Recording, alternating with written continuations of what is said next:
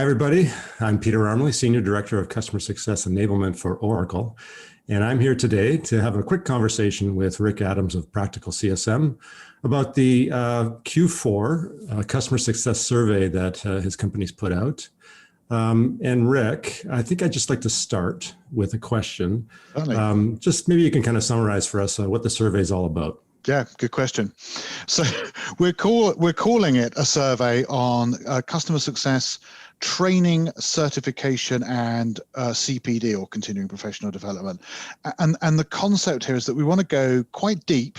So it's quite a detailed survey, 40-question survey around the team training, certification, and CPD needs, rather than just on focusing on individuals. So we want to understand what happens currently, and we want to understand what's changing, and we also want to understand, what the needs are in the future.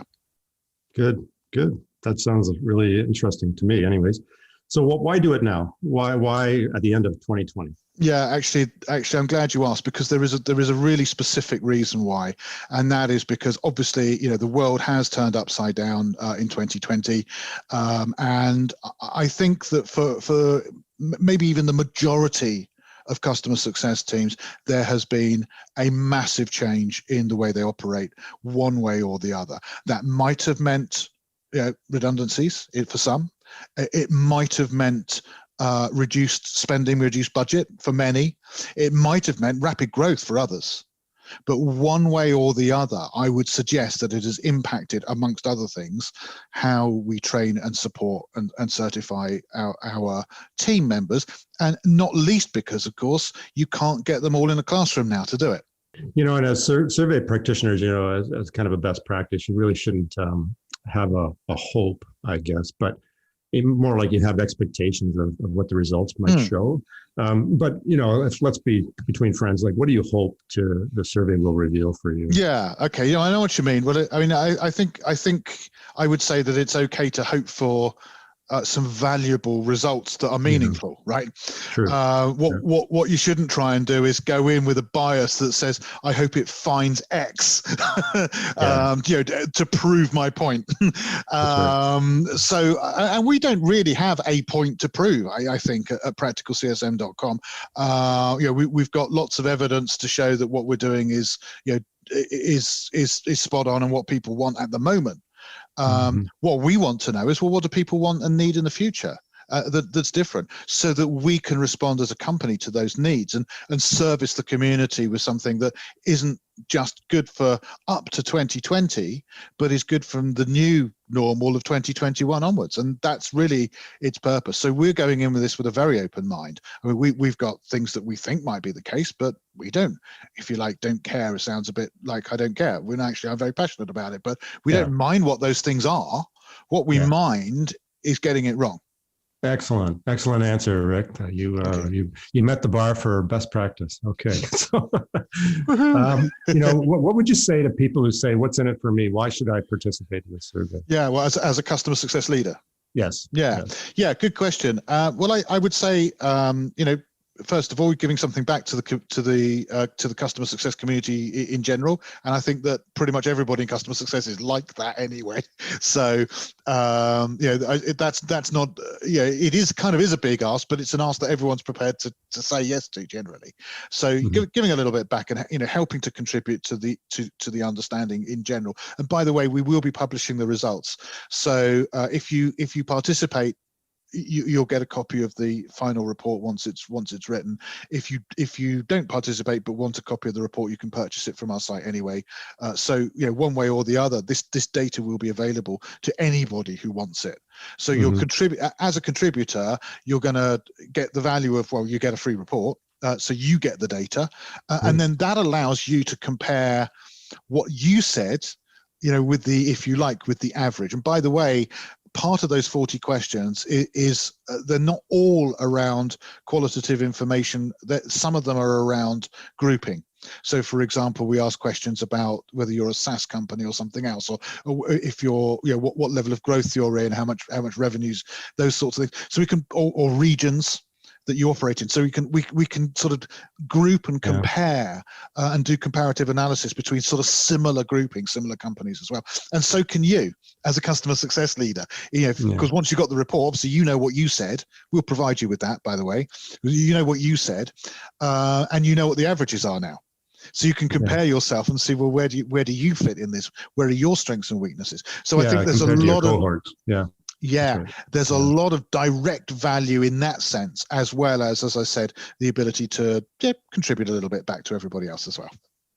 Excellent. So maybe this is a similar question and maybe the same answer, but how does the survey benefit the broader customer success community? Yeah, good. Yeah, that also is a very good question, and I think again that things have changed so much in the last 9 months. I guess from sort of February, March to now, nobody in January I think would have guessed that we were going to be where we are here. So where is here? Where is it? It's actually, we can make some assumptions about it, but unless we have the data, we don't know. So I think that it's really helpful for the community as a whole, to know what as is looks like, if I can use that sort of common expression, but also to understand what the global or general aspirations are in terms of where to be. It will be in the future, which again we're sort of asking questions about that, or where companies want to go and what their vision is. A little bit is in there as well, so that I think that again we can sort of gauge what is the direction of travel, and how quickly are we traveling in or needing to travel in that direction, and what are our strengths and weaknesses as a community, where we're doing all the things that need to be done perhaps to get where we need to go, or where we're not doing all of those things. Which are the areas where we're aspirationally saying, I want to be over there, but we're not doing the things that will get us there. That's what I really want to get to.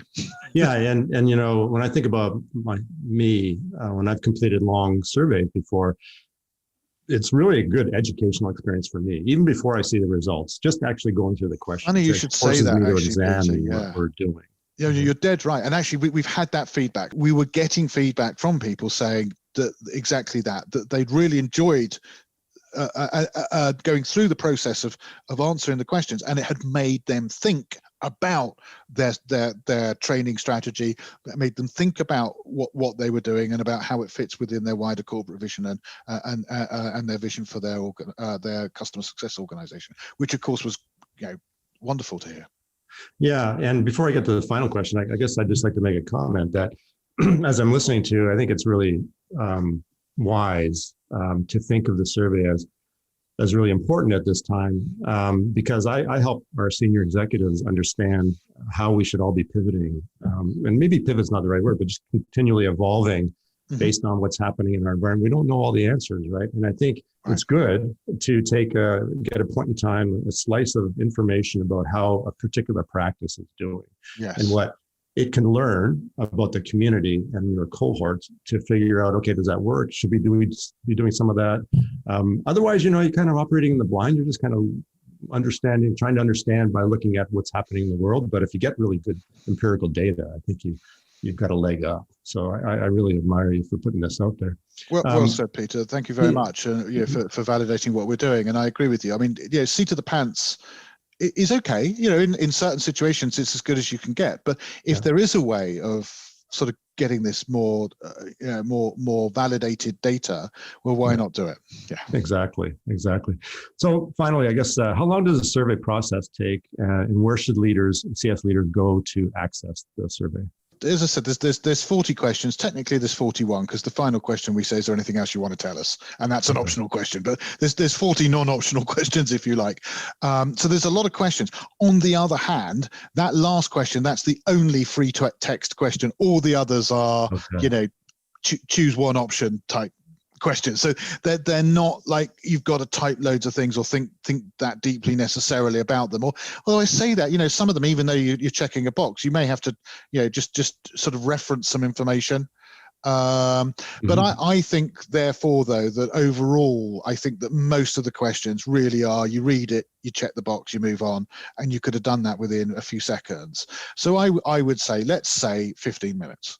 Okay, and that gives you enough sort of thinking time on the few, or perhaps the more like strategic questions, the direction you're headed in, and those sorts of things where you do have to stop and think a minute, to give you a bit of time for that. So I think probably 15 minutes. Okay, that doesn't sound very onerous. Good. Okay. No, I don't think it's too onerous. Yeah. Okay. Well, thanks very much, Rick. I really appreciate this opportunity to kind of chat with you about the survey. I'm a big fan of really serious surveys. And so this one sounds like it will be a compelling value proposition for customer success and leaders in the community.